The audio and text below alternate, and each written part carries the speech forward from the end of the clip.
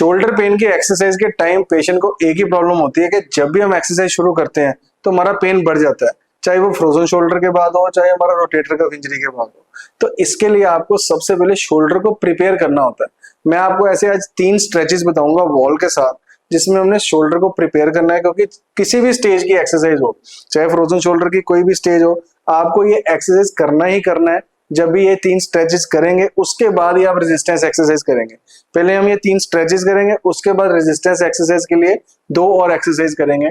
इसका मतलब 5 एक्सरसाइज होंगी इस वीडियो में, तो इस वीडियो को लास्ट तक जरूर देखिए। अब ये वॉल एक्सरसाइज करना क्यों जरूरी है? क्योंकि जब भी एक्सरसाइज शुरू करते हैं तो हमारा शोल्डर ऐसे आगे आया होता है, और ये जब एक्सरसाइज इस तरह से करेंगे और एंगल शोल्डर का गलत होगा तो वो पेन और इन्फ्लेमेशन को बढ़ा देगा।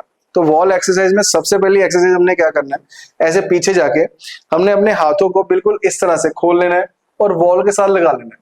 अब वॉल के साथ लगे होंगे, अपर बैक भी साथ में होगी। अब दोनों हाथों को पीछे प्रेस कर देना है। इससे क्या होगा, अब मैं साइड से दिखाता हूँ, जब हम इस तरह से करेंगे तो शोल्डर ऐसे जाएगा। ये देखिए, इस तरह से जाके आपको जब प्रेस करेंगे तो शोल्डर क्या है, खुलेंगे।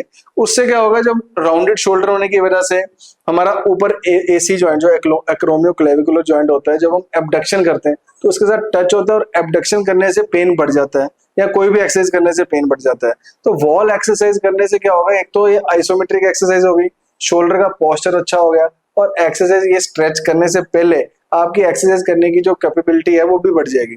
आपने मेरा पिछला वीडियो बैक वाला जो वॉल एक्सरसाइज का था वो बहुत पसंद किया, उसके लिए बहुत बहुत धन्यवाद। उसका लिंक भी डिस्क्रिप्शन में दे दूंगा।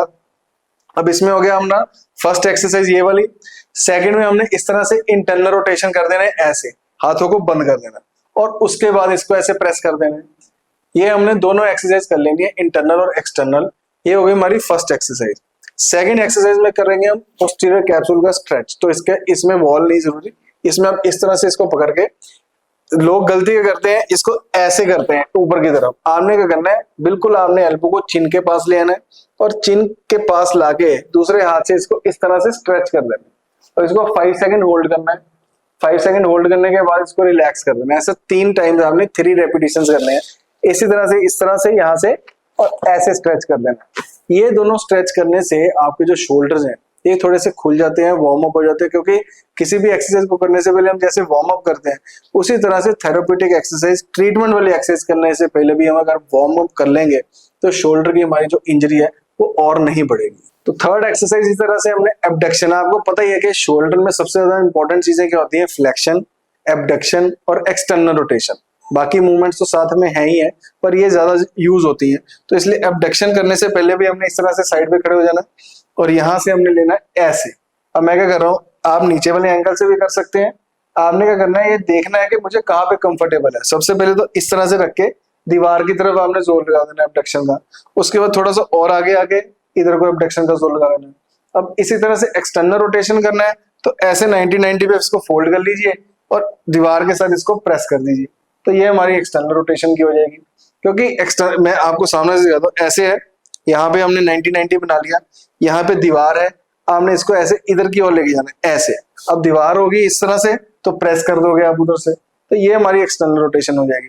ये आप 4 स्ट्रेचेज हैं, ये आप करिए। इसके बाद हम करेंगे रेजिस्टेंस एक्सरसाइज। अब रेजिस्टेंस एक्सरसाइज करने के लिए क्या होता है, ये सबके पास, हमारे पास रेजिस्टेंस बैंड होता है इस तरह से, पर हम चाहते हैं कि जब रेजिस्टेंस बैंड हम यूज करें तो उसके साथ हैंडल्स भी हो। तो आपके पास कोई भी बैंड हो तो आप ये दोनों हैंडल्स नीचे लिखे नंबर पे जाके इसको ऑर्डर कर सकते हैं, या पूरा का पूरा रेजिस्टेंस बैंड भी, क्योंकि हमने इसमें एक ही रेजिस्टेंस बना दिया है। और लोग कंफ्यूज क्यों होते थे कि मैं ग्रीन लूं, ब्लू लूं, ब्लैक लूं, उनको पता नहीं लगता था कौन सा हमारा हाई रेजिस्टेंस का होगा, कौन सा लो रेजिस्टेंस का होगा। तो हमने एक ही रेजिस्टेंस जो हर पेशेंट के लिए यूज कर सकते हैं उसके लिए हमने बना दिया है, और इसको आप हैंडल्स को अटैच करके इसको हैंडल वाला रेजिस्टेंस बैंड बना सकते हैं। तो अगर आपके पास बैंड पड़ा है तो भी ठीक है, हैंडल्स ऑर्डर कर सकते हैं, या पूरा का पूरा रेजिस्टेंस बैंड ऑर्डर कर सकते हैं नीचे लिखे नंबर पे जाके, या sukoonphysicaltherapy.com वाली वेबसाइट पे। तो अब ये रेजिस्टेंस बैंड, अब हमने एबडक्शन करना है इसके साथ। रेजिस्टेंस बैंड का क्या करेगा कि हमारे अगेंस्ट रेजिस्टेंस एक्सरसाइज करवाएगा। तो आपने बहुत ज्यादा जोर नहीं लगाना होता है, यहाँ से शुरू किया और हल्का सा बस यहाँ पे होल्ड करना है हमने, 1 2 3 4 5, और छोड़ देना। कई लोग क्या करते हैं, ऐसे टेढ़े होके ऐसे ऐसे एक्सरसाइज करते हैं, वो हमारा गलत हो जाता है, वो नहीं करना। इन्हीं की वजह से हमारे पेन बढ़ते हैं। बड़ा स्मूथली एक्सरसाइज करना है, क्योंकि अब हमने वार्म अप करके शोल्डर को पीछे कर लिया। उसके बाद ऐसे 90 डिग्री से हमने एक्सरसाइज कर देनी है एबडक्शन की, ये देखिए, और उसके बाद रिलैक्स कर देना। ये हमारी एबडक्शन की हो गई। इसी तरह से हम फ्लेक्शन की कर सकते हैं। इसको सीधा रखा, ये हमारी फ्लेक्शन हो गई। ये आप जहां तक लेके जा सकते हैं। एक ये ध्यान रखना है कि जहां तक आपकी कैपेसिटी है आप वहीं तक लेके जाएं, उसको ओवर नहीं करें, क्योंकि ओवर करेंगे तो उसको लगेगा इंजरी होने वाली है, फिर इन्फ्लेमेशन हो जाएगी, वो खराब हो जाएगा। तो ये हमने फ्लेक्शन कर लिया और इस तरह से हमने एबडक्शन कर लिया। एक ही बार हमारी दोनों एक्सरसाइज हो जाएंगी। तो ये हमारी रेजिस्टेंस बैंड के साथ एक्सरसाइज हो जाएंगी। इसको ऑर्डर करने के लिए आप नीचे लिखे नंबर पे जाके ऑर्डर कर सकते हैं, या डायरेक्टली हमारी sukoonphysicaltherapy.com वेबसाइट से भी कर सकते हैं। अब नेक्स्ट एक्सरसाइज में हमने इसी तरह से रेजिस्टेंस बैंड ले लिया, इसको इस तरह से हमने होल्ड कर लेना है यहाँ पे। उसके बाद आपने इस तरह से, अब हैंडल देखिए, हैंडल का क्या हेल्प मिलती है। अगर हमारे पास हैंडल ना होता तो मुझे बैंड को ऐसे पकड़ना पड़ता। अब इसमें हमारी फिंगर्स का ज्यादा जोर लग जाता है और हमारे फिस्ट ज्यादा बनानी पड़ती है।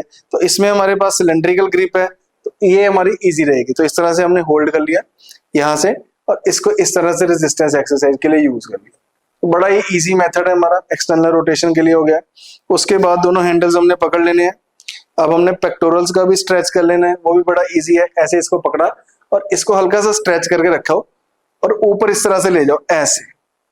अब देखिए, अब आपको इतना अच्छा स्ट्रेच फील होगा इन दो जगह पे।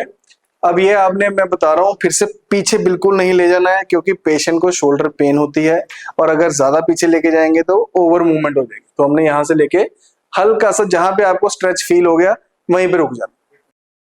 रेजिस्टेंस बैंड के बाद नेक्स्ट एक्सरसाइज करेंगे हम लूप से। और ये रेजिस्टेंस लूप आप सबको पता है कि नी पेन की एक्सरसाइज में हमने इसका ऑलरेडी एक वीडियो बनाया और लोगों ने काफी पसंद किया है। अब शोल्डर में इसको कैसे यूज करेंगे, अब जैसे मैंने आपको बताया पेक्टोरल्स की, अब रेजिस्टेंस के लिए हमने इस तरह से इसको यूज करते हैं ऐसे। जब शोल्डर की एक्सरसाइज करनी होती है तो ये एक्सरसाइज बहुत हेल्प करती है। या हम नीचे से इसको एबडक्शन के लिए भी इस तरह से यूज कर सकते हैं, ये वाली, क्योंकि अब इसमें हमारी दोनों आर्म्स की एक्सरसाइज हो रही है। हमारा फ्रंट से भी हो गया, बैक से भी हो गया। और पेक्टोरल के लिए अभी मैंने एक स्ट्रेच बताया था रेजिस्टेंस बैंड से, वही स्ट्रेच हम लूप से भी कर सकते हैं ऐसे। ये देखिए, अब यहाँ पे भी स्ट्रेच आ गया। तो ये एक्सरसाइज करने से एक तो हमारा शोल्डर अच्छा रहता है, क्योंकि स्ट्रेचिंग और स्ट्रेंथनिंग का दोनों का कॉम्बिनेशन हो गया। वार्म अप करने से हमारी इंजरी होने के चांसेस कम हो जाते हैं, पेन कम हो जाता है। फिर अगर आपको कोई डाउट है तो आप नीचे लिखे नंबर पे जाके अपॉइंटमेंट बुक कर सकते हैं। अपने शोल्डर के लिए, बैक के लिए, ऑर्थो से रिलेटेड किसी भी प्रॉब्लम के लिए आप नीचे अपॉइंटमेंट बुक कर से मुझसे 1-to-1 कंसल्टेशन ले सकते हैं। और इस वीडियो को ज्यादा से लाइक कीजिए और शेयर कीजिए, सबके साथ शेयर कीजिए, ताकि उनको भी पता लगे कि उनका शोल्डर पेन क्यों बढ़ता है एक्सरसाइज करने पे, चाहे फ्रोजन शोल्डर है, चाहे रोटेटर कफ है, और किस तरह से एक्सरसाइज हमें इनिशिएट करनी चाहिए। तो लाइक कर दीजिए, चैनल को सब्सक्राइब जरूर कर लीजिए और इस वीडियो को ज्यादा से ज्यादा शेयर कीजिए। Have a nice day, take care of yourself.